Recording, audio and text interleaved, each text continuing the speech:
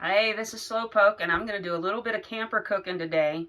We're here in Spearfish, South Dakota, and it's been raining since we got here. And what better thing to have on a windy, wet, cold day? Well, that's not really cold, but you know what I mean.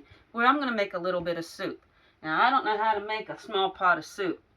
To me, this is a small pot of soup. You should see the other one I've got. But when you see all my ingredients here in just a minute, you'll understand why that's going to be a small pot, because I'm not going to be able to use all this. And that's one of the beauties of this. I want to show you what you can do yourself and maybe pick and choose what you want to have in your soup. So I'm going to do a Italian sausage and kale soup. Now, normally I would do Tuscan kale, but they didn't have any of that at the grocery store, so adapt, improvise, regular kale.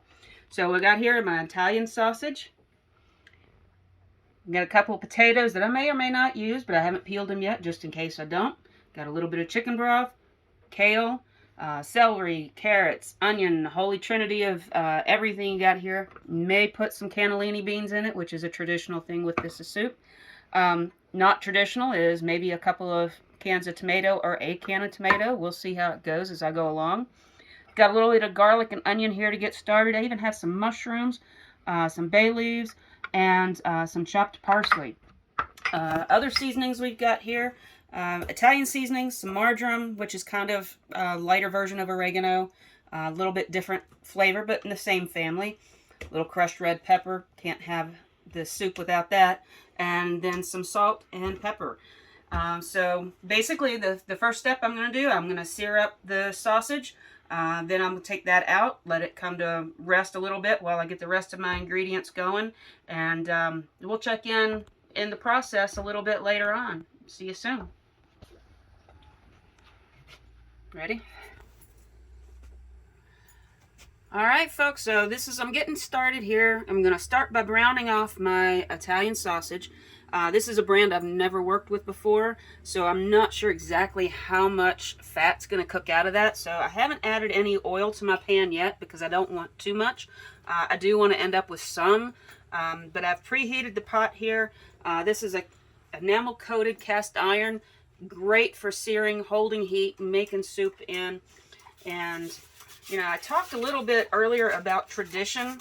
And, you know, what's traditionally in a soup, what's not traditionally in a soup. And, you know, who cares what's traditionally in a soup? If you like it, you can make it up as you go.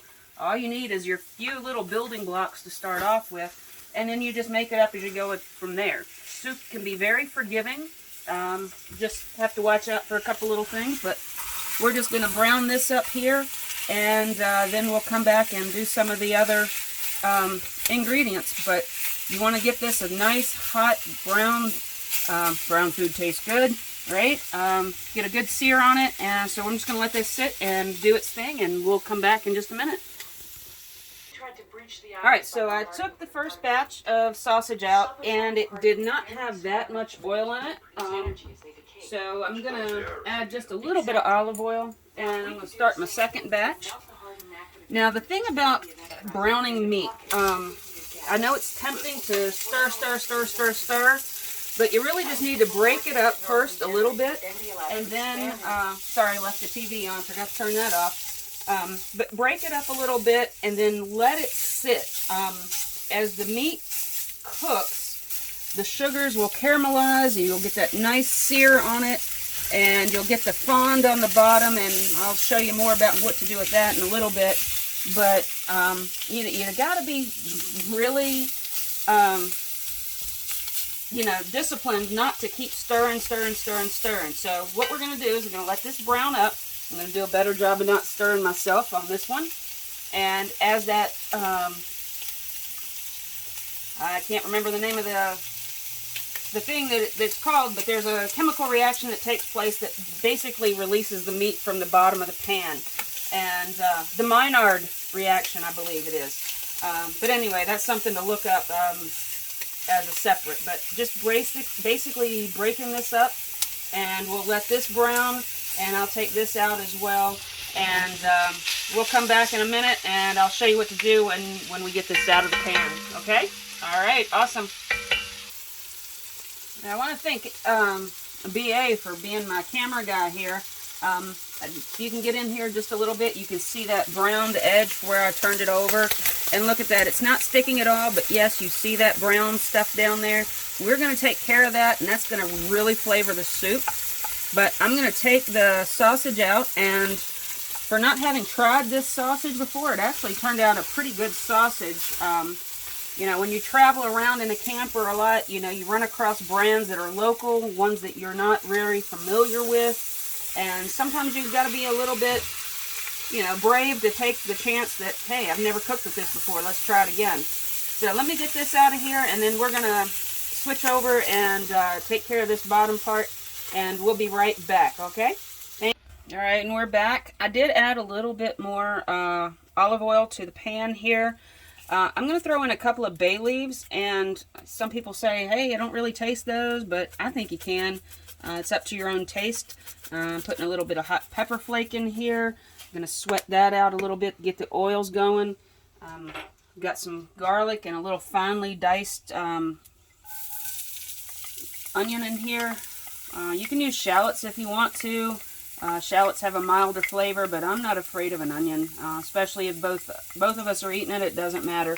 You're not going to get a whole lot of bad extra flavor in there for a kiss later. I have turned the heat down a little bit. I'm going to let that just sweat out a little bit. I'm going to get a little bit of pepper. Now, some people do say that pepper, if you add it too soon, it can turn bitter, which, you know, I've been doing this all my life, and I never had bitter pepper. Maybe I've had bitter pepper all my life, and I just never knew it. But you learn things as you go, and again, it's to your own taste, and can't get this thing off of here. That's a new salt grinder. The heck with that. Alright, so had to put the phone down real quick, and camera-wise, and Strongman Anthony, BA, as you guys know him, helped me out there with that. So I'm just sauteing this up a little bit, and then I'm going to deglaze to get all of that fond off of the bottom, and that will come up as the moisture is released out of the veg and the garlic. Now, you don't want to do your garlic too hot because it will turn bitter as well, and you just want to go low and slow on that. But I'm going to turn it up here in just a bit so I can get that heat going, and when I deglaze, that will lift all of that off of the bottom of the pan. Now, you can deglaze with a little bit of everything. Today I'm going to be using some chicken stock. Sometimes, you know, I do it with wine. But I didn't really want to use up all my wine tonight, so this is getting hotter. I'm going to turn this, it's turning up, and keeping it stirring, and hopefully you'll see that steam. You can see that fond coming up off the bottom already with just the moisture of those little bit of onion and garlic, but here we go. We're going to pour some of this in there now. Just enough to get it going and hot and boiling, and that lifts that bottom right up, and that's where all of your flavor from the meat comes in. Now, we'll obviously add that meat back in there in a little bit, but right now that gets all of that up off the bottom, and we're just going to continue to let that and scrape the bottom as we go. Again, that's where it's really great to have an enamel pan, because it doesn't really stick. I mean, you see that it had the stuff on there, and it's coming clean, and you're getting that really nice color on your broth. But that's where all the flavor starts. So, how long do you let this cook down?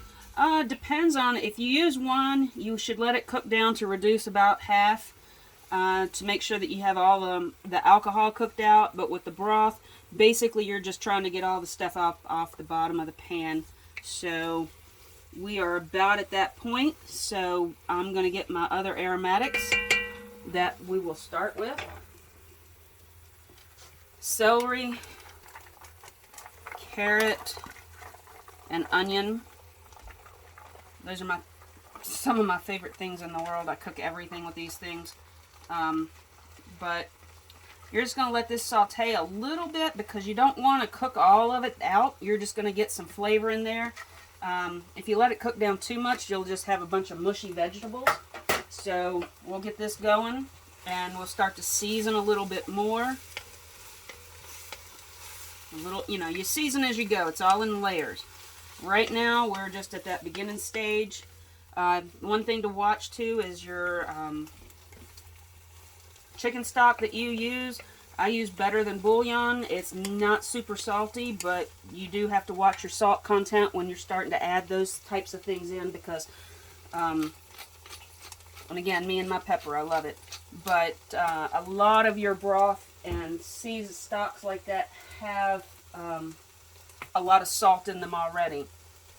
And I'm going to add a little bit of marjoram in here to start with. And I'm grinding it between my hands to kind of break it up and let those oils and perfume break in there. You don't, it's not totally necessary. I just find that it takes out aggressions. Plus, it lets some of those oils release a little bit easier. Alright, so we're just getting all of our veg coated. Another thing that BA is not super fond of, but I love, mushrooms. And we had some left over in the fridge, and they will go perfectly fine in here. You put those in as well. And, alright, so at this point we're going to continue to just stir this in. We're going to add our stock, and we'll add the meat back in. And the kale actually comes in a little bit later because it does not take as long to cook that. This is where you want to let it sit and simmer in the stock, and you might have to add some more. I have decided to just use 1 can of tomatoes because, again, I love tomatoes, and I'll probably have to make a little bit more stock. Alright, so I'm going to add in the tomato here and let it simmer, get it going.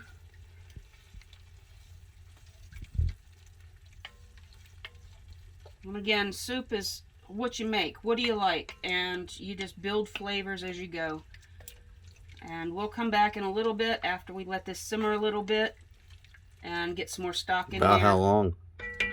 I'm going to check this in about half an hour to an hour, see how done those carrots are. The celery and the carrots are going to take the longest. And we'll just see where we go. It's a learning process. I make soup a lot. Do you have to add more broth along the way? Maybe if it reduces, but I'm going to put the lid on here. But, as I make up recipes all the time, and you just adapt on the fly. And we'll just see where we get with this, and we'll come back in a little bit after I get some more things in, and we'll be ready to go. Alright, so we have added a little bit more stock to our soup. As you can tell, it's a lot fuller than it was. Again, soup is what you make of it. Do you like soup that is brothy, or do you like it more stew-like? So you get to add what you would like. Haven't added the kale yet because that's one of the last things you add because it doesn't take that long in a soup. We also have decided to go with the cannellini beans instead of potatoes. But again, that's the last thing you add. Another thing to watch, salt. Lots of salt. So we are holding off on adding additional seasoning until we are almost ready to go. But that's just going to simmer. So what goes really good with the soup? Bread, right? Not necessarily your crackers. But, so we've got a little loaf here. What we're doing is just going to slice them up, make some little crostinis out of them. We will toast those up in our oven. And what are we going to put on that? Not butter. Once that toast comes out, and we'll show you this, that toast comes out, you just put this garlic on there and rub it across there. You are going to melt this garlic right into that bread, and it's going to be an awesome, awesome little flavor. But we're going to go ahead and cut these out right now, get them ready for when the soup is done, and then we'll just be able to get and go. So we'll talk to you in a bit, let you show you how that garlic will melt, okay? Here we go, folks. So we got our crostinis all cut out. The oven is ready to go. Let me do this. Done there. All right, so what I have here is a little bit of olive oil, some marjoram, and a little bit of the red pepper flake. We're just going to do a quick brush on that. It doesn't have to be perfect because you're going to have a lot of flavor in the soup. You just want to get a little bit of flavor on these crostinis. And we're going to pop them in the oven. And I'll take you over to the soup in just a minute It doesn't take a whole lot. Yes, you can do both sides. You don't have to do both sides of your bread. Depends on how you like your bread toasted and how much time you have. But I have gotten just about perfect amount for one side only. You can flip them if you want. We'll show you that in a minute. But once you start dipping it in the soup, it won't matter a whole lot anyway. So we're going to put those in the oven in just a minute. But let me show you this real quick. We've already added our kale about 10 minutes ago. Let that go. We're going to put the cannellini beans in. The thing about these, two schools of thought. You can either take out and drain the beans, or you can add the starch that's in the beans to help thicken your soup. And we're going to do a quick over here. Good call. That was going to be my first question. Do we strain the beans or not? And so we have our kale already in here. It's boiling up pretty good. We got it high, and I'm going to pull these. Don't forget this. And we're just going to pour those in there because I do want a little bit of that starch from those beans in there.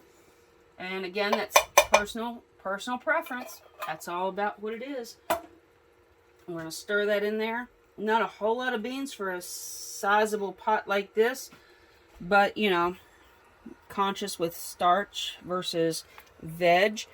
And we got the tomato, we got the sausage, we got the carrots, we got celery, and oh, don't forget how many bay leaves you put in, because you should really count before you put in so you can count how many you take out. And the beans go in at the last moment because they're already cooked and you're going to be just heating those through. I'm going to turn this down to a low simmer, and we will be throwing our crostinis in there. And another really cool trick, put your bowls back here on the heat. That way your bowls will be warm, and when you eat your soup, it won't cool off so fast. So cover this back up. It's on low. It's ready to go. We'll put the crostinis in there, and then I'll show you how to do that little garlic trick that I was talking about. Alrighty. We'll be right back after these messages, folks. I'm pulling out these. Wait for the fire alarm to go off, but look at these crostinis. I've got them pulled out here, and this is exactly what I'm talking about. You take that garlic and you just rub it across, and it melts right into the crostinis. I am a little bit excited about this because I love this stuff. Nothing like a little bit of bread. And it doesn't take a whole lot, but it will melt right into it. Just keep rubbing them across. Crostini with the garlic. And we'll move on. And we have added in our soup over here. And it is resting nicely. It's ready to go. And we got the veggies, the sausage, the kale. There's a lot of good stuff in here on a cold, windy, rainy day. It's awesome to fill you up. All right, we're going to plate this up, and we will be with you in just another minute. I'm going to get the... All right, here we go. We have our beautiful little crostinis. We've got our wonderful soup, and it's going to be even better tomorrow after it melds in together. But we've got the carrots, we've got mushrooms, we've got the sausage, and we've got our crostini. And, oh, yeah, we're going to add just a little bit of parsley at the end, because you don't want to add your parsley too soon, because it will get bitter and make a really off taste. So just add that at the end. And here we go, folks. And I am going to burn my mouth. I know I am, but...